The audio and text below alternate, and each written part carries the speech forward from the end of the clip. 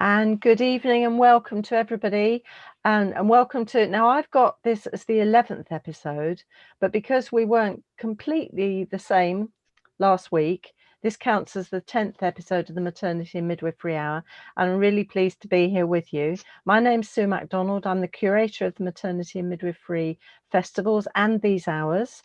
And as many of you will know, these sessions were really designed in response to the COVID issue to really make sure that midwives, student midwives, people who wanted to become student midwives and other people providing care in maternity had access to some sort of continuing professional development. And these are therefore accessible now, tonight, and in the future via Matflix. And I want to say a big thank you to Matflix. Video streaming from the maternity experts, and they provide CPD and revalidation resources. So those of you who are due your revalidation, this is the place to go for your resources. Fantastic. Now tonight I'm joined by two fantastic speakers. I'm thinking an hour just isn't enough for them, for any of us actually. And we have Lorna Davies and Ashley Artuza-Barrell. And we're going to be talking about plastic and waste in maternity and what midwives can do, and student midwives and anyone else in maternity services. But as we always do, I always put my speakers on a little spot and ask them for a little moment of the week. They can have a moment of the autumn if they would like to do so. But I'll start with Lorna and ask her if she has a moment of the week. I've got two actually, but I guess I can only have one, can't I? So, and I'll make it relevant to what I'm going to talk about, because I'm based in New Zealand, and our lovely Prime Minister Jacinda Ardern yesterday made the announcement that New Zealand is in climate emergency. Action must be taken, and starting off with the government themselves, aiming for carbon neutral by 2025. So it's an incredible step forward, and we've been waiting for this. So very exciting. Yeah. I think that's a massive movement for the whole country and actually for the planet, isn't it? Fantastic. Thank you. How about Ashley? Can you compete with that one? Yeah, so as I mentioned to you ladies earlier, so this week is a significant week for me. I'm actually entering my third trimester of my second pregnancy. So here we go again. So really exciting. And I think that what we're going to talk about tonight is just going to be, again, it's top of mind for me, again, going into my second pregnancy. It's about the future generations. So yeah. That's fantastic. So those are two beautiful moments. So thank you very much to you both for that. I'm going to sort of move just swiftly, just in case people didn't know, these are strange times. And those of you in the UK, we've just completed 4 weeks in lockdown, but most of the country moving to either to level 2 or 3. So having to still take particular cautions. So that's still going on. Intensive and high dependency care units are still busy, and we'll send out big love, thanks and gratitude to all of our NHS staff, all of those people who are giving care and looking after our loved ones and their families and friends. It's a hard time for those people, and we can't forget. I know in the spring, everyone was very aware of the NHS and the staff and how marvellous they were. And I just don't want us to forget, they're still marvellous, if not more so now. And a big hug, a virtual hug, and thanks to those who are still providing care in maternity, because the maternity team they're also heroes, because you can't cancel pregnancy, as Ashley will testify. It carries on, and the care and love still needs to be given. So thank you to them as well. And we're sending some healing thoughts to people who are suffering from COVID, or their families or their friends, or from long COVID, which we'll be talking about next week, because it is a hard time, and if you're experiencing it, it feels even worse. So a big thank you also to all our key workers, everyone who's keeping everything going. They mustn't be forgotten either. A little bit, I feel like the newsreader now, but we've got the news this week has been really good. It's the Pfizer vaccine has now been approved and is being rolled out to start next week. I think it's going to start arriving next week and being given to care homes, people in care home staff and NHS staff. I mean, obviously it's going to take some weeks, but it's really positive to know that this is happening. What else is happening? The Normal Birth Conference in India is happening. If you didn't know about this, midwives and student midwives, either follow on Twitter or try and get online to hear who's speaking. There's some fantastic speakers, some really good issues being discussed, and it's going on until, I think, Friday morning. The other thing that's been happening is there was a launch today, the Lancet Impact of Midwives, a new study, and it was a discussion, and there's a link on the resources page that will come up to everyone online, because the State of the World's Midwifery 2021 report will be coming out fairly soon. And guess what? It says midwives can make substantial differences to maternal and perinatal health, just as a surprise. Okay, another thing that's going on, there's 3rd of December is the UN International Day of Persons with Disabilities, and there's a kind of purple light up led by Purple Space, just to highlight the contribution of disabled employees around the world. And I think that's fantastic. So look out for the purple lights. Now, the Duchess of Cambridge has launched the early years work, highlighting the 5 big insights. There's a report that's available. Again, the resources is on, or the link is on your resource page, accessible after this. And this actually coincided with the Scottish RCM calling for better support and resources for disadvantaged women and families. So important to think about these women and their families. We did hear this week that the Duchess has sadly lost her baby in July. And I think that really raised the issue of losing babies at whatever gestation. So we'll have a thought for those mums who are in that situation.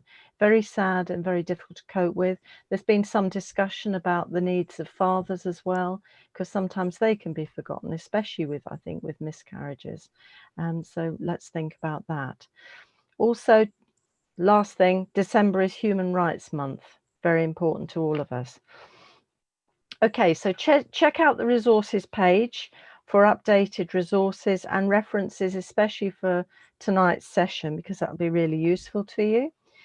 And tonight, I'm now going to introduce our topic for this. And I know I've been speaking very quickly because I want to give as much time as possible to Lorna and Ashley. And we're going to have this discussion on plastic and waste in maternity and what midwives can do. This, I think, is partly stimulated by the COVID effect.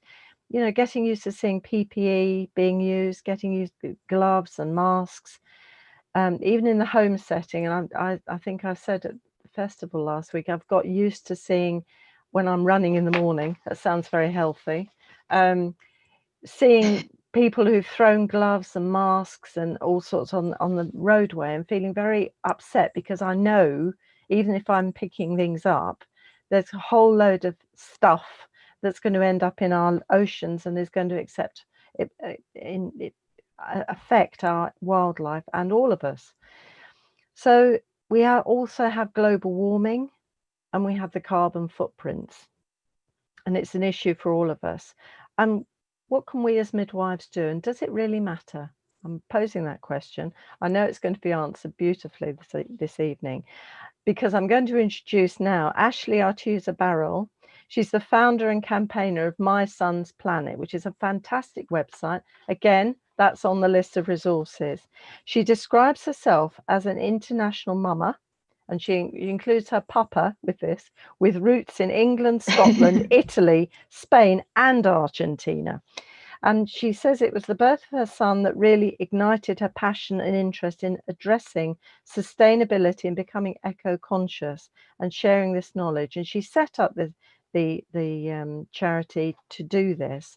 And she's been busy sharing information and influence to reduce our carbon footprint. So I'm really delighted Ashley's with us this evening. So welcome, Ashley. The screen is now yours. Wonderful. Thank you very much, Sue, for the introduction. Wonderful. I'm just going to bring up my slides. Hope you guys can all see them. Okay, so yes, thank you for the wonderful introduction. So exactly as Sue said, I was really inspired by, upon the birth of my son, to kind of reconnect with my passion for the environment. And since there, it has kind of broadened out to the theme of sustainability, which I'll talk you through more detail in a moment. But I've got involved with things like our local council's cloth nappy kit hire scheme, and I'll talk to you a bit about that as well. And my background is actually in, ironically, marketing and partnerships. So earlier this year, I did a course with the University of Cambridge's Sustainability Institute, which I highly recommend. And I'm really looking for ways that I can continue to have an impact on the planet, both at home, at work,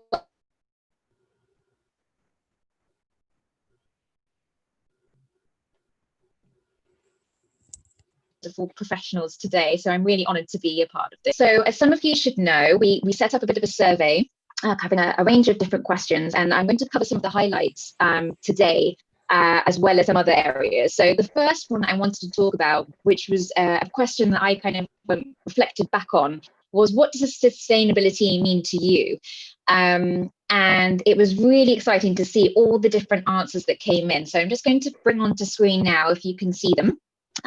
All the different words that came up from the answers that we were given. So it's, protection, it's about natural resources. There was a lot about different kind of tactics coming through. So composting, recycling, and breastfeeding was on there as well, which again, in my mind now, it's top of mind, but it really started to make me think as well in different areas. So, and you can see air travel, and I think we've got less meat on there as well. So what this all comes down to primarily is a real focus on the environment, which is exactly where I started my sustainability journey. I was very much focused on the environment, but what I wanted to kind of just start with was actually looking at the topic of sustainability and what else could be included in it. So I just wanted to bring onto screen the United Nations Sustainability Development Goals.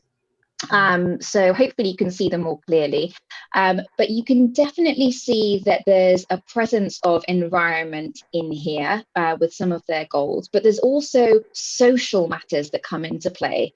And the idea behind creating these goals in these different areas is that this combination together is what will help create a sustainable world and a sustainable planet. So the social side of sustainability is really just as important as the environmental aspect. So it's the no poverty, it's the equality, it's the gender equality, and reducing inequality in the world that will really help us all come together and have a sustainable planet to live on, as well as the environmental aspect. So with that aside, when we go through the rest of the slides, keep that in mind. One of the big areas that came out that people said from the survey that they would like to learn a bit more about was the fashion industry. So I was going to start kind of with the wardrobe and look at sustainable choices there. And then we'll move on to some other areas. I wanted to show you all this advert, which came out a couple of years ago from the brand Patagonia. So they are very sustainability focused, and it literally was the headline, "Don't buy this jacket." They've got a repairs policy as well set up in their company, but it's not often that you see, again, from a marketer's point of view, brands taking this approach.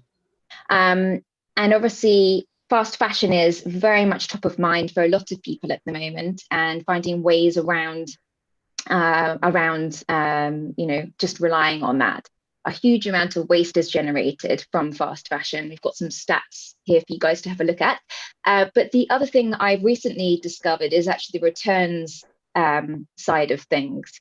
I used to buy a whole bunch of stuff from ASOS and then just send it back, anything I didn't need. But with a lot of the businesses, they are still not managing that waste side in the most efficient way possible. So sadly, some of those items that you return might still end up going to landfill because the companies just cannot process them in the most efficient way. So what can you do?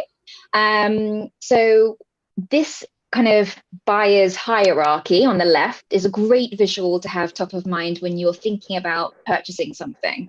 It is, obviously there is the level of convenience that you might need something very, very quickly, but wherever possible, it's great to have this sense check of, what do I already have? What could I borrow? What could I swap? Could I buy something secondhand or pre-loved?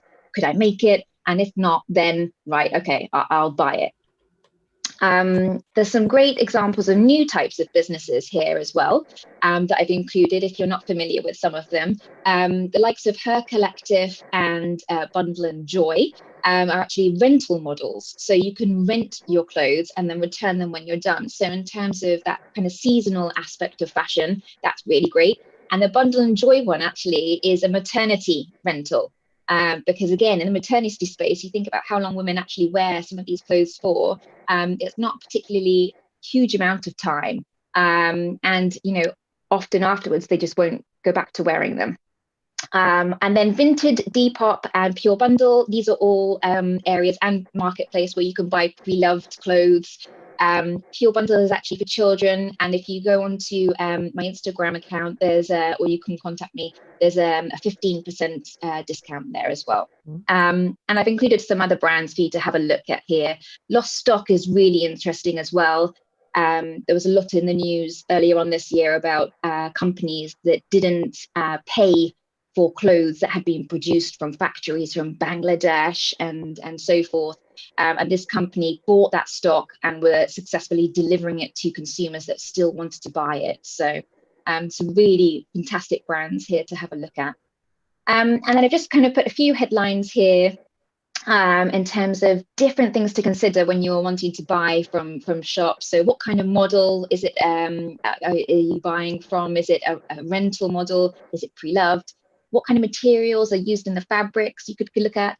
Where's it being shipped from? I went onto a website recently and bought something that when it turned up, I found it had been all the way from China. So again, it's just, trying to look at buying local whenever we can. Workers, how are the workers treated? The life cycle of the clothes as well. What happens when they're finished? And last but not least, packaging. These are all things that we might want to consider. And in my view, there's no brand that's doing this all perfectly, but these are just things to think about when we're looking into companies. In terms of the bathroom, I've got loads of resources in here for you to have a look at. I'm not going to talk about all of them, but these are some great alternatives, kind of plastic-free alternatives and zero waste options here. I've tried them all, so they have been tried and tested. The two I really wanted to call out were period products and some of the refills in makeup. So the Moon Cup is a really great alternative to tampons and sanitary pads. There's obviously also reusable sanitary pads available. And these Wooker pants, I think you pronounce them, are the most comfiest period pants you can wear, and they are rewashable, so reusable. And the only other one here that I wanted to call out was just the Slapstick from Lush. This is actually a plastic-free foundation. So it comes in cardboard, and you just use your makeup brush to put it on. Really, really recommend those ones. And there's some other ones here just for refill options. And again, the links are in the deck that you'll receive. And then just the last kind of room of the house, if you like, is the kitchen. So plastic in your tea bags has had a lot of press this year as well.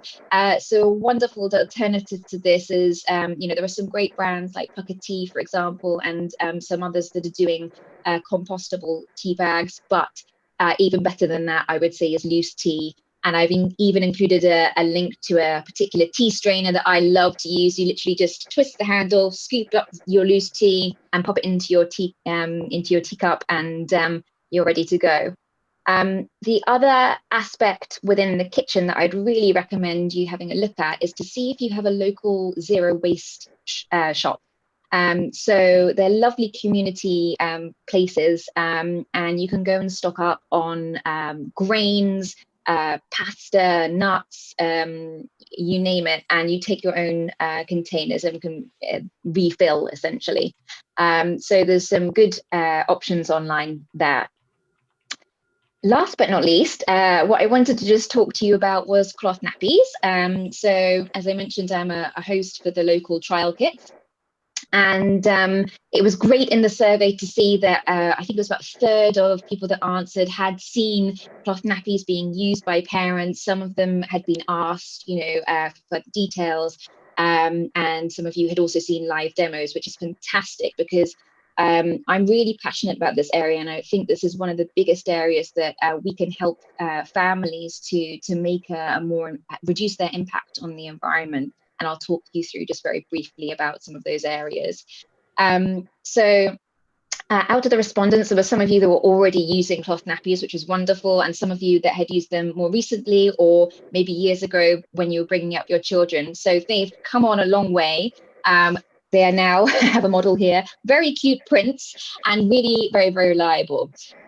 So I've included a visual here, and there's some guides and further references in the details for you to have a look at, some videos on how to fit them and things like that. So I won't cover that now. But ultimately, there's a waterproof part and an absorbent part. That's very top line, and you can see there's some different types here, but I will just say that for the moment. And then what I really wanted to get on to is the comparison between the disposables and the reusables. I'm not going to read through all of this here, but the key points and the key reasons for parents choosing this, it's not just the environmental aspect. That is a big factor for many, but the other factor is actually cost. So if you look at the first line here, the estimates that I have been given are, on average, you can save by using cloth nappies about £1,200 per year that your child is in cloth nappies compared to disposables. Obviously, there's an initial setup cost, but you can actually get that back when you resell them on afterwards. And there's a big pre-loved community for cloth nappies. So that's a real area that parents, often choose cloth nappies for. The other side is more of the kind of natural fabrics and the, no chemicals in the cloth nappies, which is a great side. And then, as we've mentioned, it's the environmental aspect. So disposables can take up to 500 years to break down, with like a lot of plastic items can. They also you rely on production of use of the crude oil and a huge amount of water to actually be produced. So again, I've included resources there for you to read further about that. But top line, the disposables often end up in landfill, and the cloth nappies are reusable for not just one child, but more. So they don't suit all families. I absolutely appreciate that. And you often will find families that do it part-time. They might just do it when they're at home, not do it when they're traveling. So it's really adaptable, and it just depends on the family. But I think it's great to help boost awareness that this is an alternative. I've included some details on how families can get started as well. There's some great government incentive schemes for the families themselves. There's a great link from a company called the Nappy Gurus, which literally lists in the UK by council what is available.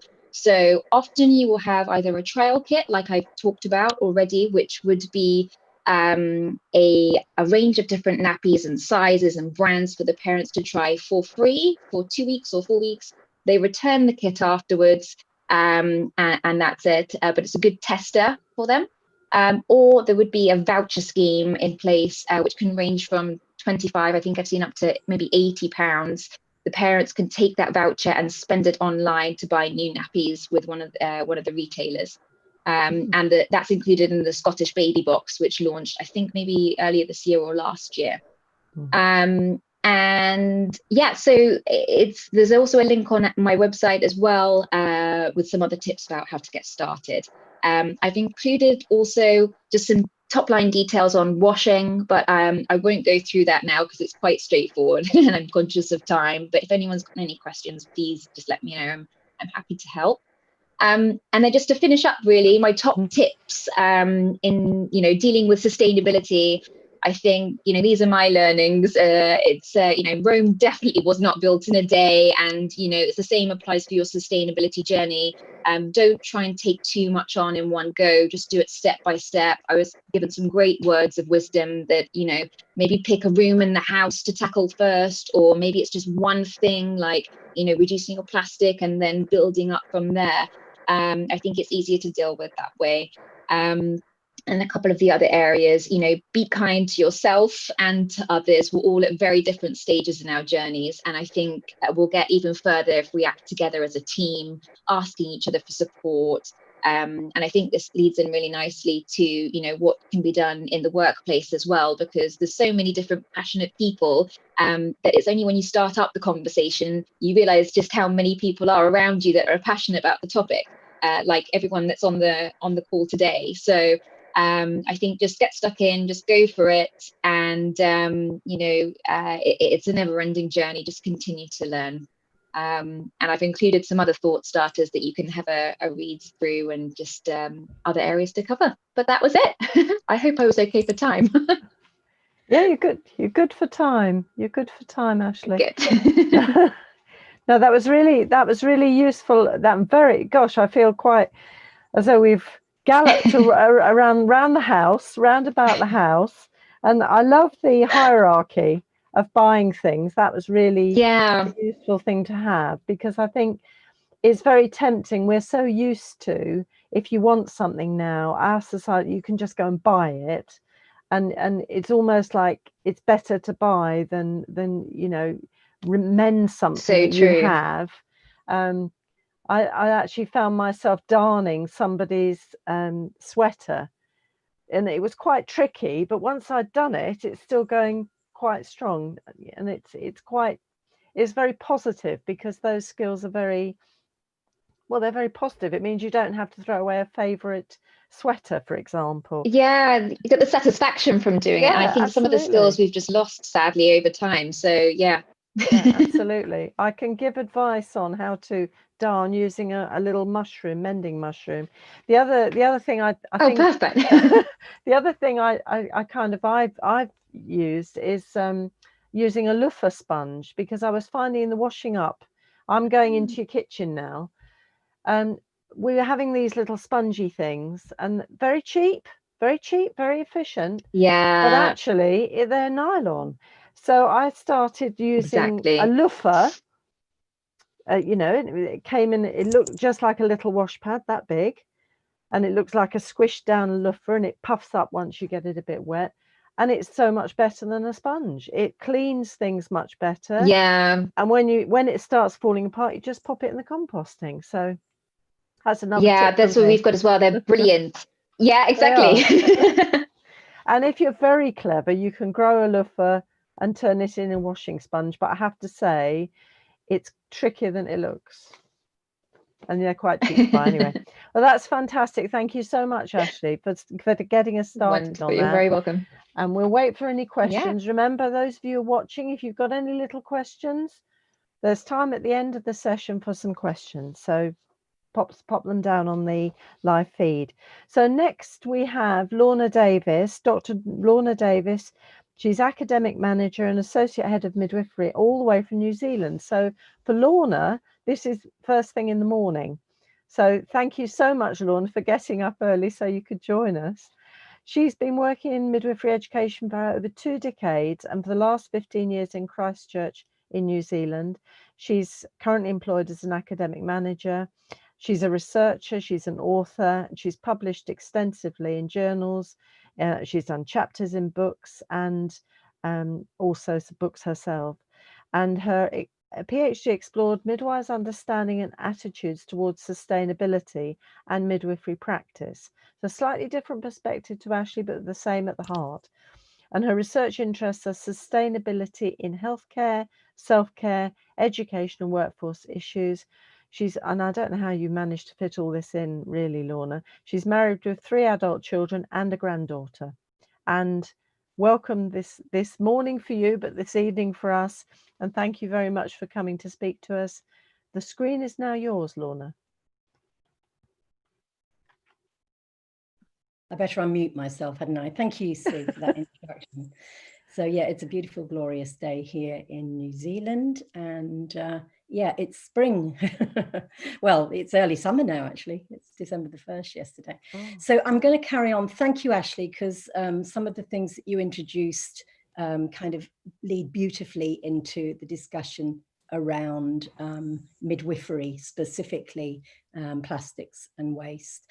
And interestingly, it resonated because I became interested in environmental issues. We didn't have sustainability back then in the 1980s when I had two very small children, and I read an article in The Guardian by Jeremy Seabrook about the world that we were leaving for our children, and I sat up and thought, oh my goodness, we have to do something.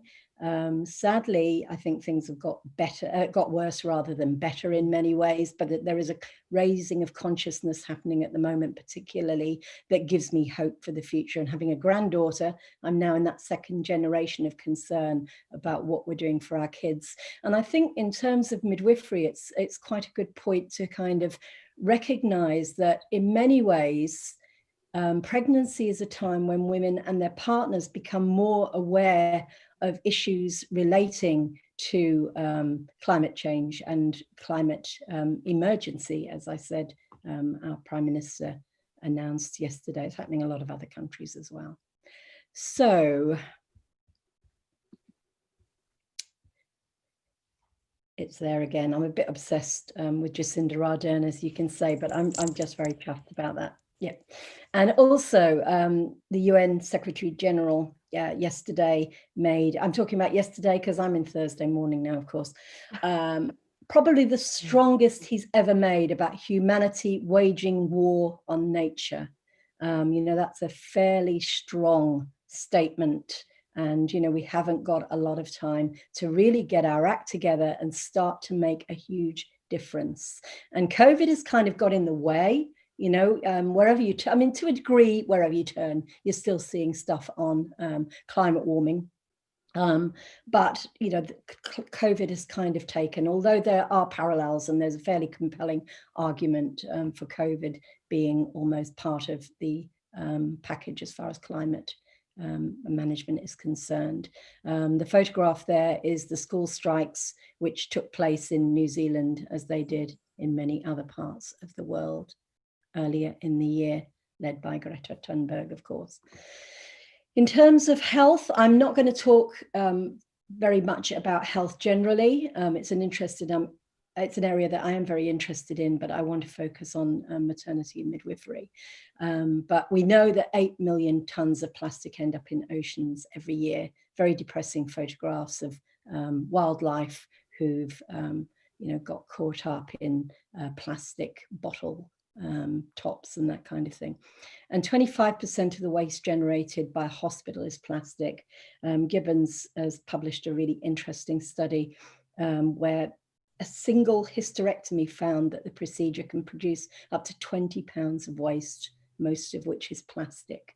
And, you know, waste in health is a big problem that's being addressed on lots of levels. So how do we address it?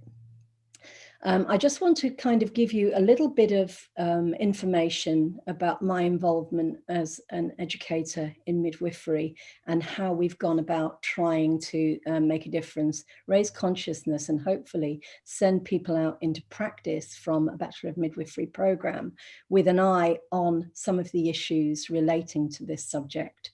And because I've had a long-term interest in environmentalism, when we were asked or mandated to produce a new program that had a component of sustainability in it about 10 years ago now, I was very excited.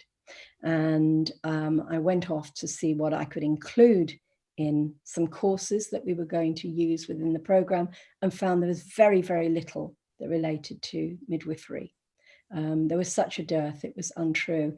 And I thought, this is really interesting, because if we don't have a focus as a collective group of professionals, then how can we actually address it and take action and move forward? And so started producing materials, and this escalated into a bigger interest in the area. With a couple of colleagues, we produced a book, Sustainability, Midwifery and birth, more because there was nothing else out there. And what was really interesting, when we approached people to write chapters, there was a universal acceptance. People were really interested. They thought there wasn't enough about it. And we've just done our second edition that's just been released a few months ago. So I'm just going to talk, it's a thread throughout the program. So there's a consciousness about sustainability, whether it's in breastfeeding or care of the newborn. But we do have 2 specific courses that are very, very focused on sustainability. So in year 1, it's an introduction to sustainability, and environmentalism is a very strong focus on there.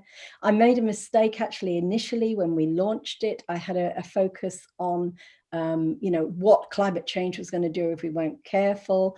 I was showing things like The Age of Stupid, which is quite a scary film, fictional, but with a lot of fact built into it, a bit of a docudrama really. And I was actually alienating the students. I was terrifying them. They were going home in tears. So I thought we've got to address this. So we moved to a more values-based approach using the work of Nikki Harre, who's a positive psychologist, and her details are on the resource list that I've provided. And that's made a big, big difference, because it's got the buy-in that we needed to really get students to engage with the issues. So that's been a real success. They look at sustainable healthcare generally, and there are lots of organizations around the world, from the Sustainable Development Unit in the UK. There's I can't remember the name of the American one now, it's gone out of my head. We've got Orateo here in New Zealand. There's an Australian group. So there's lots of groups out there, lots of good things happening. And sustainability in the childbearing period, where we cover all of the issues relating to environmentalism, social sustainability, economic, etc. And in year 3, it's more about setting up a sustainable practice. A lot of our midwives here go into independent practice when they qualify, or self-employed practice. Those that go into the hospital, we get them to think about resource management as well. So the assignments are in year 1, and Ashley talked about life cycle. We get the students to actually, in groups, take a subject that's directly related to midwifery, and that can be anything. It can be, it could be disposable versus reusable nappies. Formula is something that they often will look at. It could be chocolate, because midwives like chocolate or coffee. And so they look at it from the moment of extraction of the raw products, through to manufacturing, through to distribution, and involving packaging, etc., the use and the end of life disposal. And sometimes it's cradle to cradle, because hopefully there is a product at the end that can be recycled or reused. And that is a huge kind of wake-up call for them, and they find it really, really useful. And I'll show you some of the net result of that in a moment. And in year 3, they present a proposal for a sustainable midwifery practice, which includes consideration of resource management. So what are we using? Why are we using it? Could we use something that had more value in terms of reuse, recycle, etc.? Or, are we really stuck with this product at the moment? Okay, so I'm not going to read the quotes. I did a wee research project where I interviewed new graduates who'd been out in practice for a year, and they'd actually been exposed to this intervention, I guess you'd call it, within the program. So you can see Lydia did it on paper towels, and she's always thinking, when she pulls the paper towels, back to that life cycle. So this is a year on. In fact, it's 3 years on, because she did that life cycle in year 1, but there's a resonance there. Yellow bags. I don't know whether they're still doing this anymore. Not with them. We don't have that much air traffic anymore, but flying yellow bags and not putting stuff in if you don't have to. So not using as much as a result of the fact that it's got to be dealt with at the source of disposal. putting her own information folders that she asked women to return, rather than just give out lots of paper all the time. And I know a lot of people are now doing online resources as well. In terms of their carbon footprint, thinking about what they do in terms of traveling to appointments. And these two here, it's a midwife and a student midwife who were cycling around the city. They had a locally based practice with women within a few kilometers, and they cycled to appointments, not necessarily to births, but it's every little helps. These were hospital midwives who talked about the life cycle analysis. And I love Amy's response, that she said, I find that if I keep the rooms understocked, then people don't use as much. If you put too much out, they'll just keep helping themselves. And Andrea, who felt like the antichrist of sustainability, trying to get nipple shields not to be single use, so there's less waste. So it's there. They're really, really thinking about it. There's a single latex glove there. Instead of just using a pack of 2 for vaginal examinations, just use 1. One of the students below us did hers on the obstetric gel, and she found it wasn't a very nice product. So I always use aloe vera gel, and there was a little group of them who were making their own gel as well, which is absolutely fantastic. So I think we can honestly say, I'll just flick it back for a moment, that, it's a small study, but what it did was, generate hope that we were actually making a difference, and they were coming out of the program with an eye on the whole issue of waste in practice and how they could actually do something to minimize that. I've done some other stuff more recently, but not quite the same. I'm not going to go into that because I really wanted to focus on resource management today. As COVID, I've already said, it has been a major problem because it's, one step forward, 2 steps back in some ways, because of the increase in need for one-use products. I think we really need to think about how we're addressing that and learn some lessons from this as well.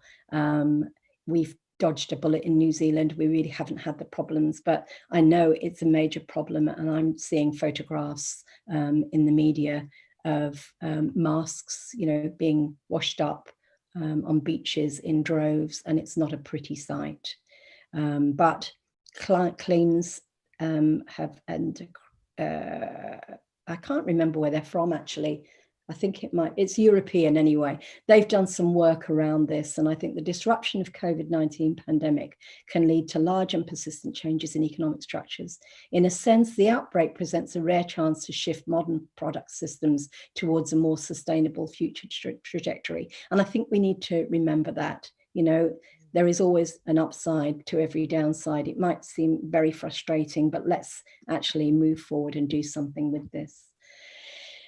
And I love this photograph. A lot of the photographs on here are mine, and this was a wonderful Heads in the Sand protest locally here in New Zealand, where everybody put their butts in the air and their heads in the sand just to make the point.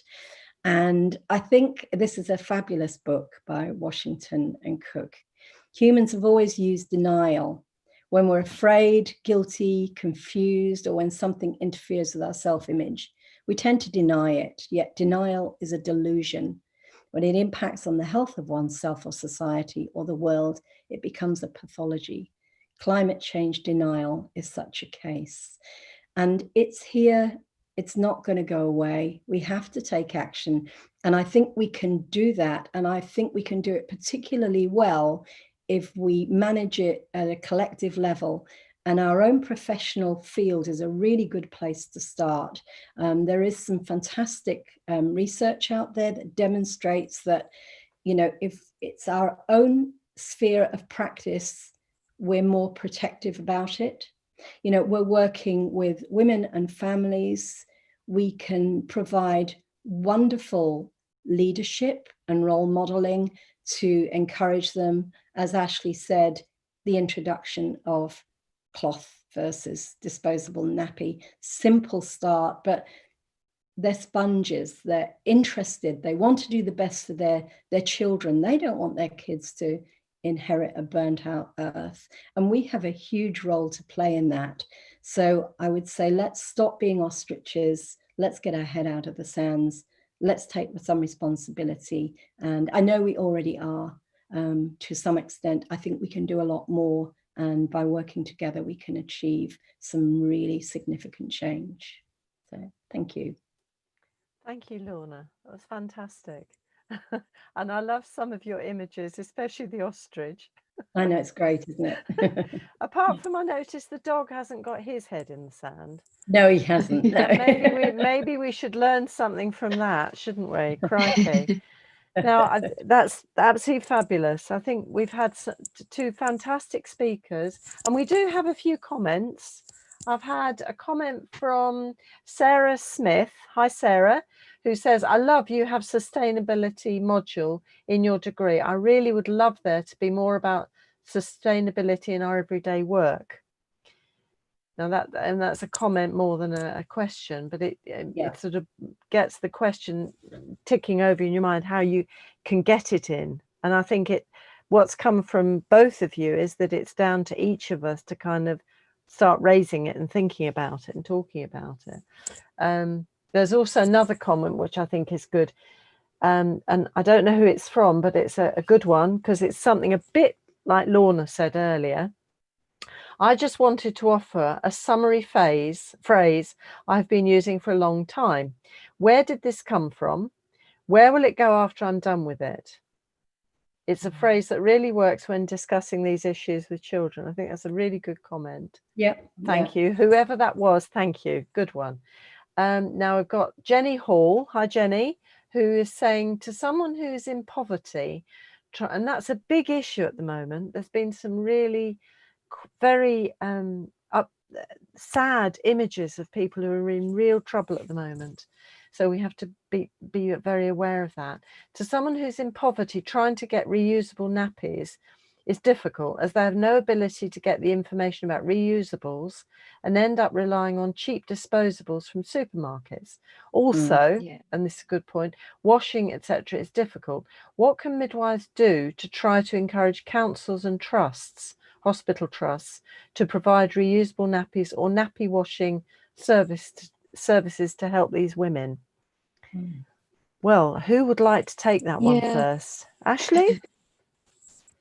Yeah, of course. No, this is absolutely such a valid point. And there is an organization called the Nappy Alliance that I'm also trying to, I am working with and on this area to engage those that don't have, as higher incomes to be able to afford them, because typically what we are seeing is that the audience of the cloth nappies is unfortunately for the moment the kind of typical white middle class families.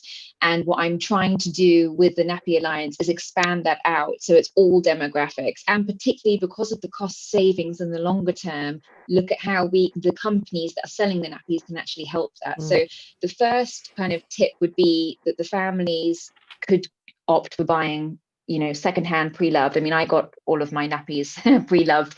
Some of them are in impeccable condition. In fact, all of them are. Some were even brand new. So that is always an option. But I think the main problem, going back a step, is the communication and the awareness. People just don't know that it's an alternative. I mean, I found out from literally a chapter in a book, which is probably the oldest way to find out information these days, and I think that's where, within midwifery, to be able to have the conversation with the families, it's not enforcing it at all, because I think, like I said earlier, it's not for everybody, and they're set up, different families work in very different ways. So I think it's just a conversation about it being an option.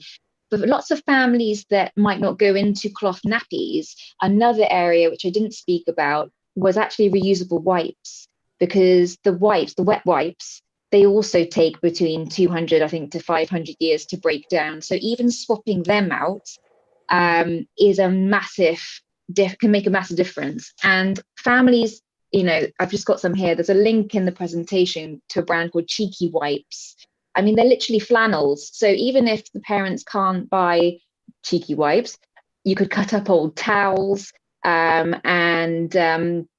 or cheap flannels. So that's affordable. And that, again, from a cost saving point of view, could save them around £1,000 a year for using reusable wipes, and they just go in the washing machine. And obviously they don't take up as much room hanging out nappies as the wipe, but that would still make a big impact. So it's still kind of those tips help.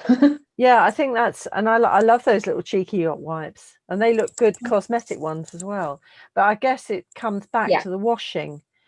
And I guess, I mean, I'm envisaging that you could have a laundrette, which had a free session once a week that women could go to.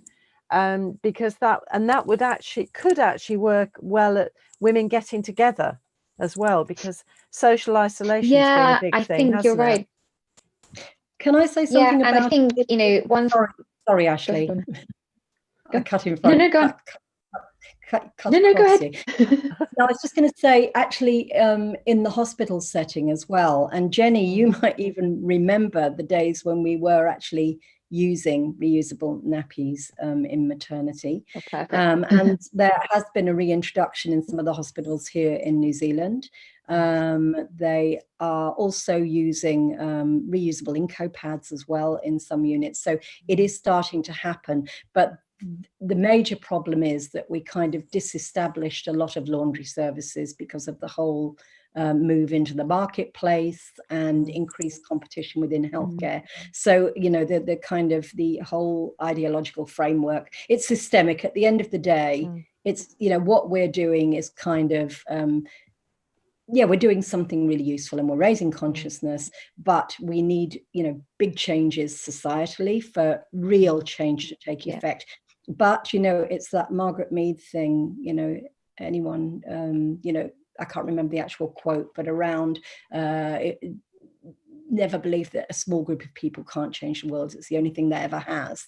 And I think, again, midwifery has the opportunity to be a real cheerleader and take things forward in terms of reducing carbon within the healthcare sphere. Absolutely. And I guess as midwives, we are opinion leaders, and women will ask us for information. So it's not putting our values on people, but giving them the choices and information which they might not know about. Because if you've only ever seen reusable nappies, or actually, I mean, if you're caring for older people and you using Inco pads, for example, the reusable ones are fabulous. I mean, so thank you. That's fabulous. I'm gonna move us on.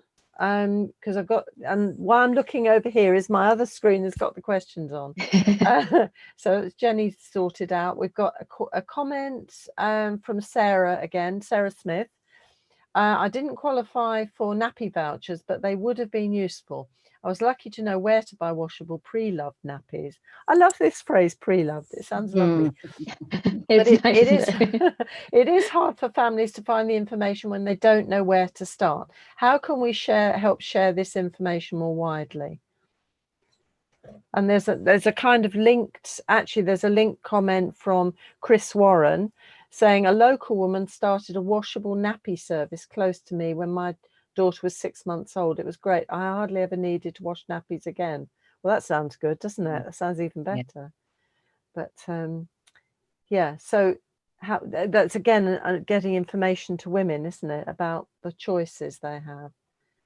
Okay. It is, and there's nappy libraries as well that operate up and down the UK as well. So where they can, it's another way to test and to trial and to speak to someone, just like you can with the sling libraries as well.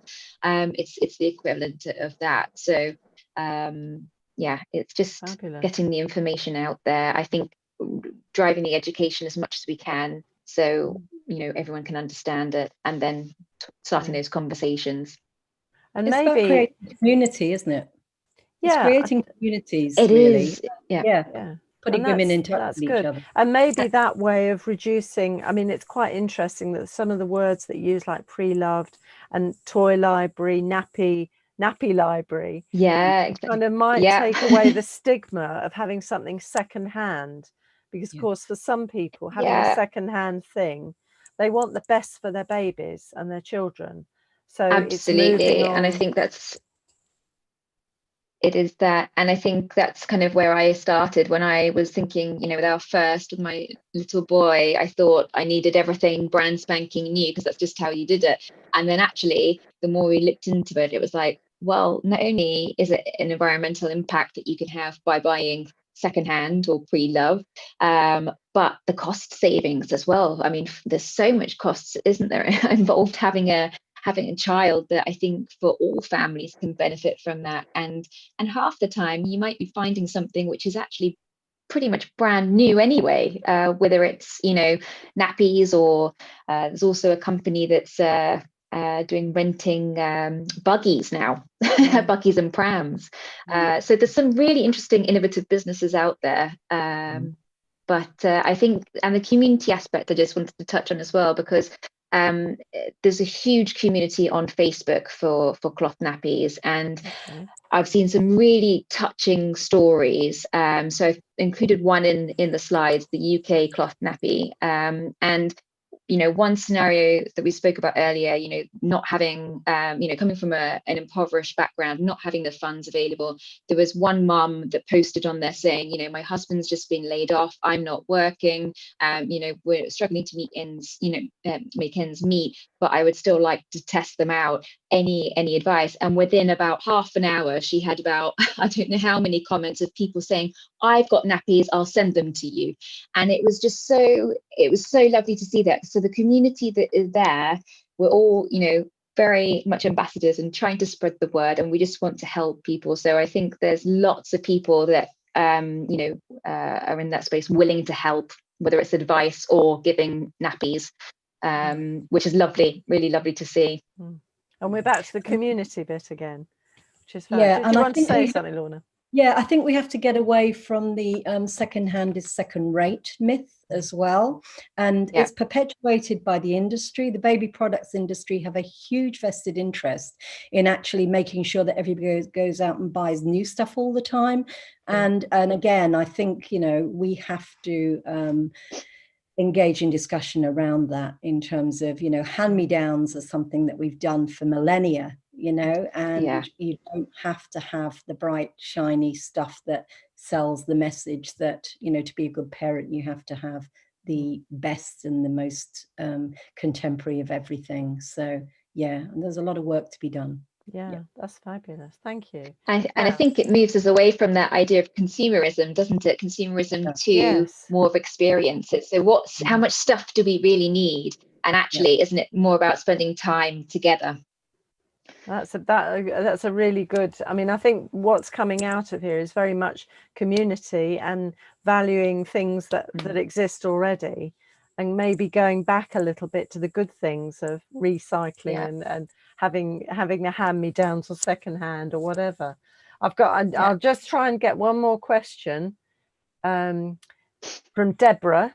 My question is, how do you get your manager to make changes to move to a more sustainable model when you face the economic excuse?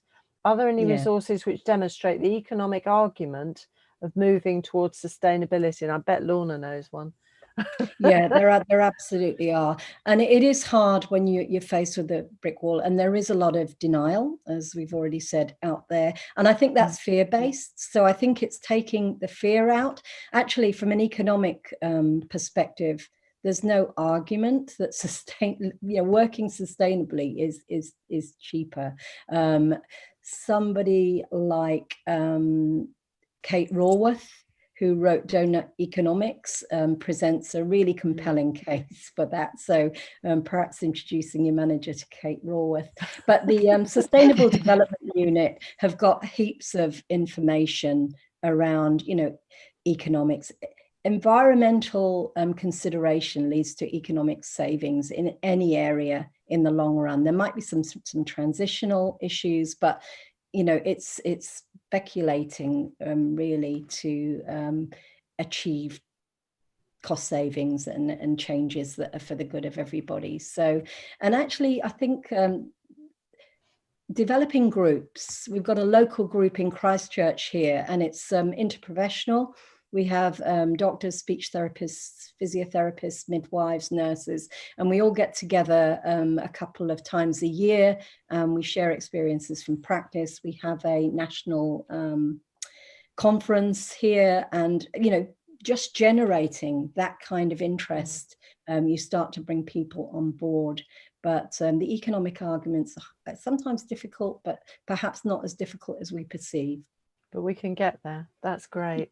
I have to say I could listen to you two, and we've still got questions coming in.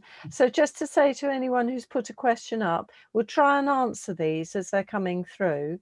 And thank you so much for putting in your questions and comments also, because some of them, they've been fantastic, and it shows that people are really cued into this.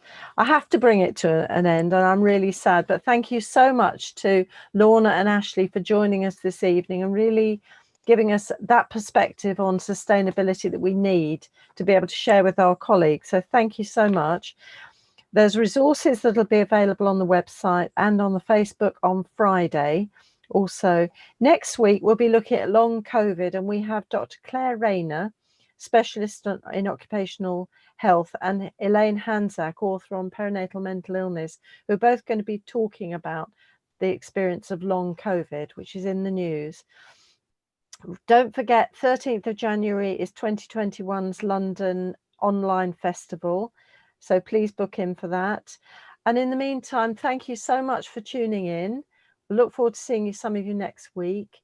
Look after yourselves and your loved ones, and have a virtual hug from all of us, a virtual sustainable hug from all of us. Take care.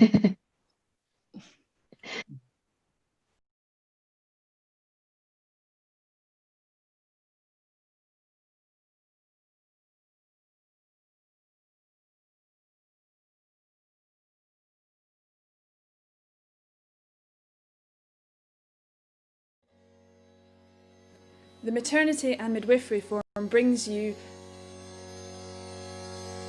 Matflix, video streaming from maternity experts. All your CPD and revalidation needs met in one place. Our expertly curated box sets are the perfect way to engage with the latest thinking, issue by issue.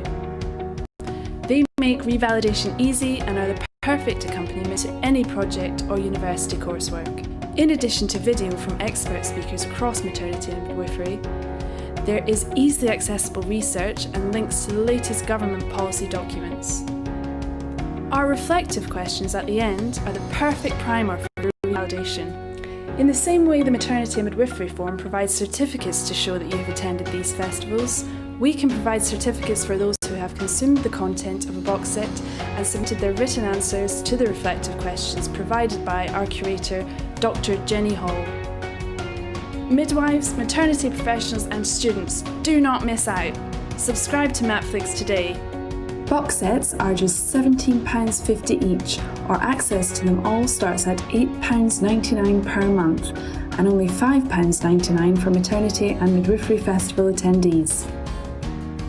Students pay just £2.99 per month, and only £2.49 for Student Maternity and Midwifery Festival attendees. Check out the box sets at www.matflix.co.uk.